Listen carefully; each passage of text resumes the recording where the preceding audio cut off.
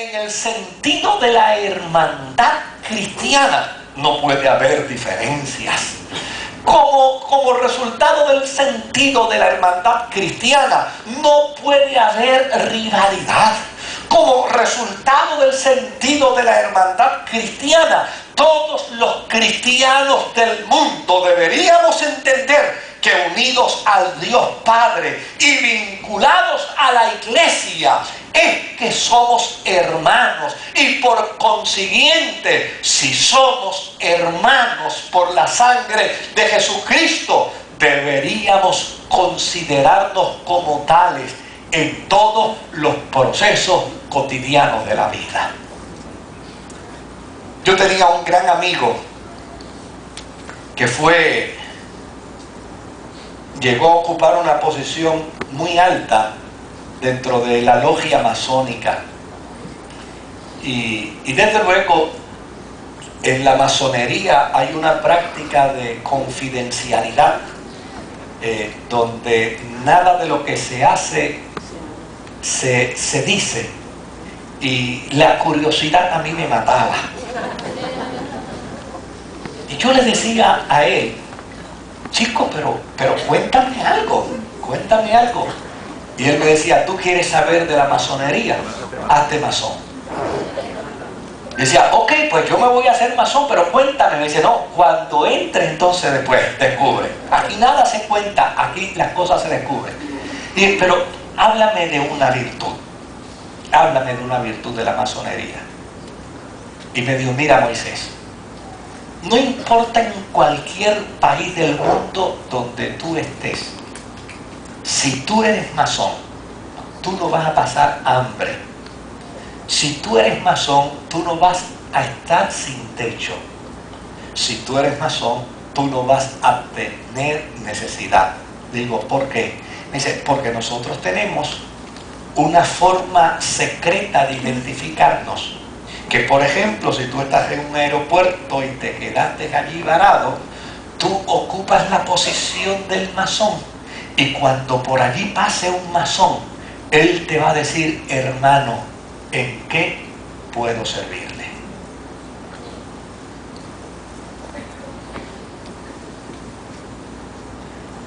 Qué interesante. Puerto Rico está clasificado como uno de los países más cristianos del mundo. Y da la impresión que aquí los hermanos asaltan a los hermanos.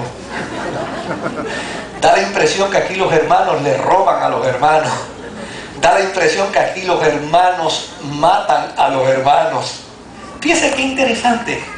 ¿Se da cuenta por qué es importante el personaje de Epafrodito? Nos permite tener una reflexión profunda. El reconocimiento que Pablo le hizo a Epafrodito no solamente llegó hasta Filipo. El reconocimiento que Pablo le hizo a Epafrodito llega hoy a nosotros y nos hace entender que Epafrodito es un personaje cristiano digno de imitar.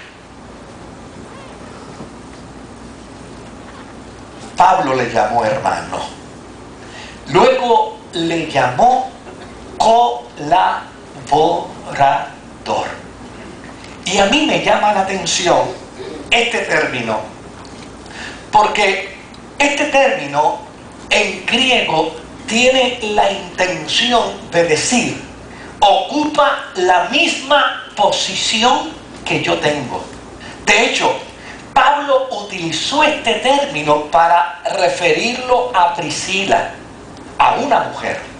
Y desde luego, cuando Pablo utilizó este término para referirlo a Priscila, diciendo que ella es mi colaboradora, lo que quería decir Pablo con ello es: Priscila es tan apóstol como yo.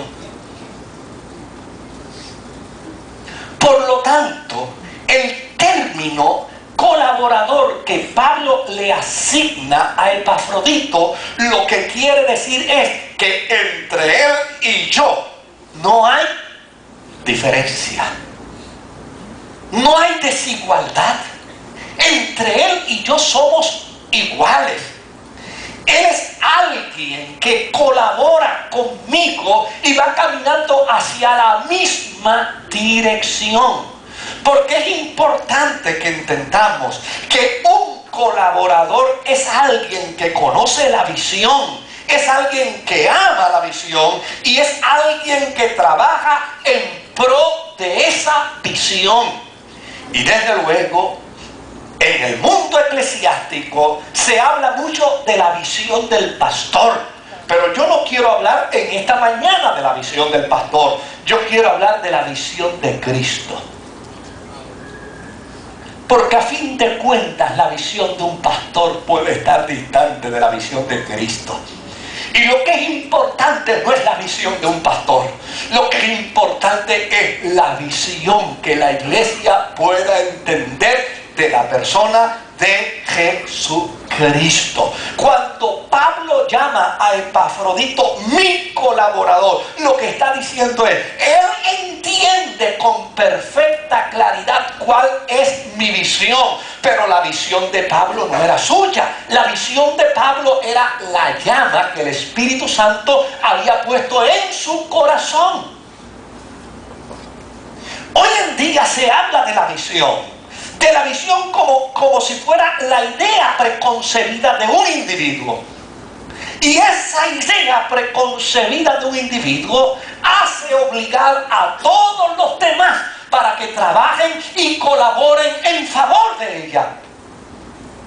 Cuando Pablo usa el concepto colaborador, lo usa en el sentido etimológico de igualdad. Por lo tanto, Pablo no está persiguiendo que la gente, no está procurando que la gente lo siga, sin preguntarse, sin cuestionarse, sin saber hacia qué dirección, hacia dónde van. No, cuando Pablo utiliza el concepto colaborador, lo que está diciendo es, Epafrodito es alguien que conoce bien la visión de Cristo. Conoce bien la pasión de Cristo. Conoce bien hacia dónde Cristo quiere llevar a su iglesia. Y trabaja en pro de esa visión. Si yo les preguntara a ustedes en este día, ¿conocemos con perfecta claridad cuál es la visión de Cristo? ¿Hacia dónde Él quiere llevarnos? No en el sentido unitario de una comunidad, sino en el sentido amplio de la iglesia. ¿Cuál es la visión de Cristo? Pues mire, la visión de Cristo es que nadie se pierda. Estamos trabajando hacia esa visión. Somos colaboradores de la causa de Cristo. La visión de Cristo es que todo el mundo conozca su evangelio. La visión de Cristo es que todo el mundo tenga paz. La visión de Cristo es que todo el mundo pueda disfrutar la grandeza de su amor y de su gracia. Esa es la visión de Cristo. Ser colaborador de la visión no es partir de la premisa de que si yo me empeño ahora en decirles a ustedes una visión y decirles, hermano, la visión que yo tengo es que yo quiero tener un avión para yo hacer mis gestiones en un avión. Y ahora todo el mundo tiene que tener la misma visión que yo y todos tienen que empezar a trabajar para comprarme un avión. Eso no es una visión, querido. Eso es un capricho. Y tontos serían ustedes si están dispuestos a complacerme en el capricho. Eso no es visión. Cuando Pablo habla aquí y dice, él es un colaborador, es alguien que tiene la misma visión que yo tengo. Y la visión de Pablo no era otra cosa, sino hacer que el mundo pudiera reconocer que el que murió en la cruz del Calvario era el Cristo, el Hijo del Dios Altísimo.